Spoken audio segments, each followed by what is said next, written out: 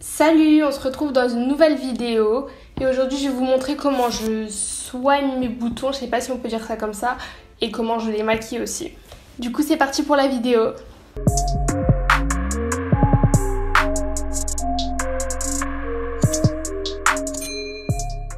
Dans un premier lieu, avant de maquiller son bouton, il faut déjà essayer de le soigner.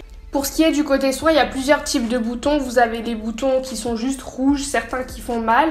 Vous avez aussi des boutons avec du pus, ou sinon vous avez tout ce qui est des micro-kystes. Je vais pas vous parler de tout ce qui est acné, etc. parce que ça c'est plus à un dermatologue de le faire. Donc je vais vous parler vraiment de genre quand vous avez une petite poussée, un bouton, un truc comme ça quoi. Si votre bouton il est juste rouge, qu'il vous fasse mal ou pas, je vais d'abord vous conseiller de le désinfecter. Donc moi ce que j'utilise pour désinfecter ce sera de la biseptine. La biseptine ça ressemble à ça et en fait c'est tout simplement un antiseptique pour les blessures quoi. J'utilise n'importe lequel. Avant j'utilisais aussi le rose, comment il s'appelle? Le daquin.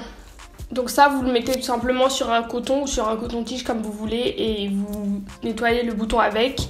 Ensuite, le soir, avant de dormir, je vais vous conseiller l'huile essentielle d'arbre à thé. Bon, ça, c'est un peu connu, mais j'utilise ça tout le temps et ça marche très bien sur moi. Par contre, n'utilisez pas si vous êtes enceinte parce que c'est pas très conseillé, c'est même déconseillé. L'huile essentielle d'arbre à thé, vous pouvez trouver ça à la pharmacie. Moi, personnellement, la mienne, dites-vous qu'elle vient de chez Tati. J'ai dû la payer 1,50 €, enfin en tout cas, pas plus de 3 €. Et comment j'applique ça? J'applique ça avec un coton-tige. Donc, je vais tremper le coton-tige de mon huile et je vais l'appliquer vraiment sur le bouton, pas autour, sur le bouton. Et ça va permettre d'assécher le bouton et surtout de l'aseptiser et vous laissez ça la nuit. Pour les boutons les plus coriaces, vous faites ça 2 nuits de suite, voire peut-être 3 nuits vraiment, et il sera parti votre bouton. Personnellement, moi, en 1 nuit, voire 2, c'est suffisant. Au niveau des boutons blancs, donc vous avez du pus à l'intérieur. Soit vous adoptez la technique que je viens de vous donner à l'instant, soit vraiment vous avez très envie qu'ils disparaissent ou au moins qu'ils s'aplatissent parce que des fois ils sont super... Voilà quoi. Et donc là, je sais que c'est pas hyper bien de dire ça, mais il va falloir le percer. Ce que je fais pour le percer, et ça c'est très important parce que je vois plein de gens comme ça qui percent leur bouton en mode je vais dans la salle de bain, je le perce et c'est terminé, pas du tout.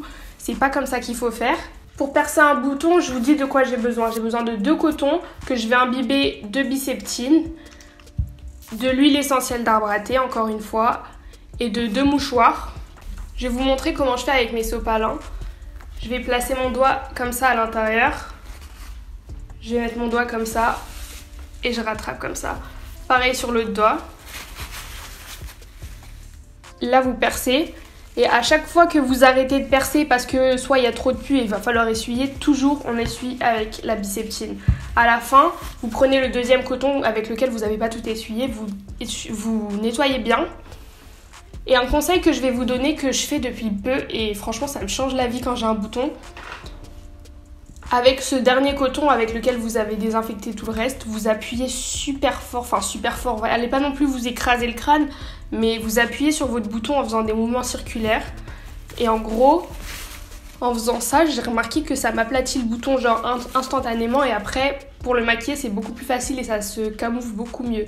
Au niveau de jusqu'où éclater un bouton, dès que vous voyez du sang, stop. Parce que c'est là que vous allez avoir des cicatrices si vous continuez trop loin. Des fois, vous pouvez avoir juste après le pus qui est blanc, un liquide un peu transparent. Vous pouvez le faire sortir, mais dès que vous voyez une goutte de sang dedans, vous arrêtez et vous appuyez encore une fois, comme je vous ai dit, avec le coton imbibé de biseptine.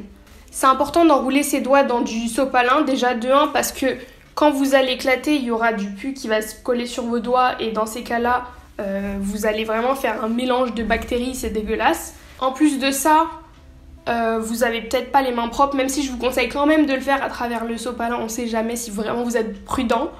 En plus de ça, sous les ongles, même quand vos ongles sont propres, il y a toujours un nid de bactéries, donc éclater comme ça, c'est quand même pas le meilleur au niveau de l'hygiène.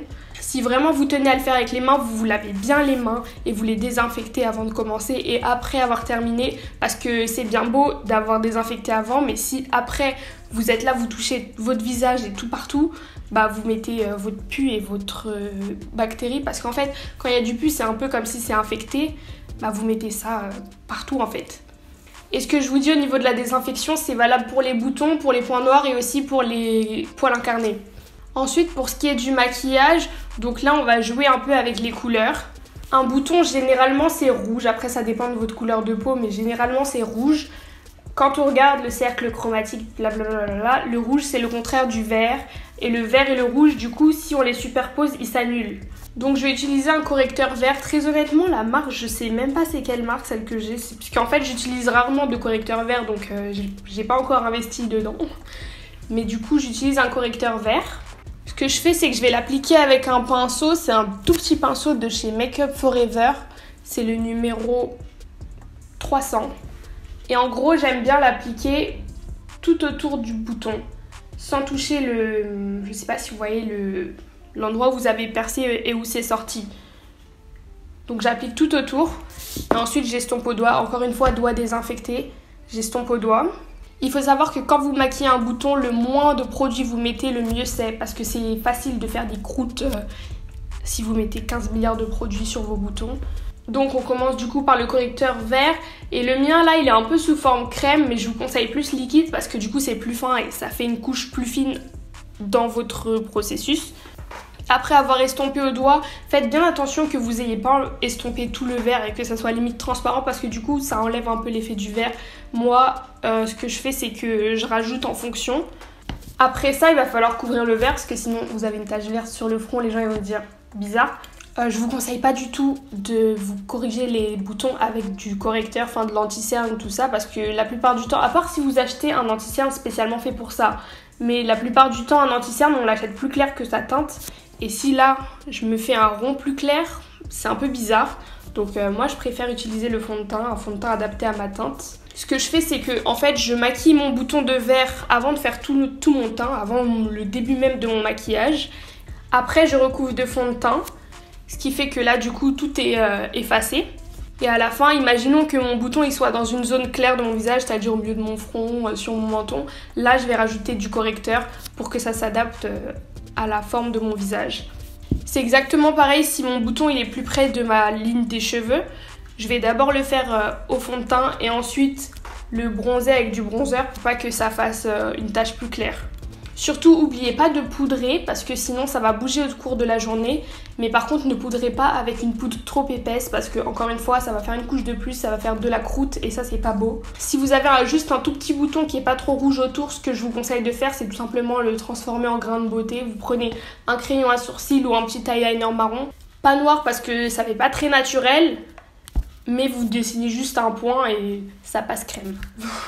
Si votre bouton est situé au niveau de la zone d'highlighter, je vous conseille d'éviter de mettre de l'highlighter parce que c'est censé accentuer les zones de lumière, ce qui fait que ça va accentuer la forme de votre bouton, donc le bombé de votre bouton, et dans ces cas-là, il se verra beaucoup plus. Donc si vous avez tendance à avoir des boutons ici, évitez l'highlighter ou alors des highlighters hyper légers. Pareil pour ce qui est du menton et du bout du nez.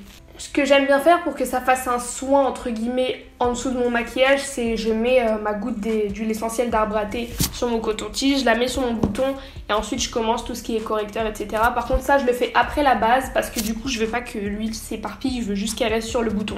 Voilà, donc c'était une vidéo un peu rapide, hein. Enfin en tout cas à filmer elle était rapide, je sais pas si elle sera longue ou pas au montage. Mais j'espère que ça vous a plu, que ça vous a un peu aidé. Si c'est le cas, n'hésitez pas à partager, à commenter, à liker, tout ce que vous voulez. Et à bientôt.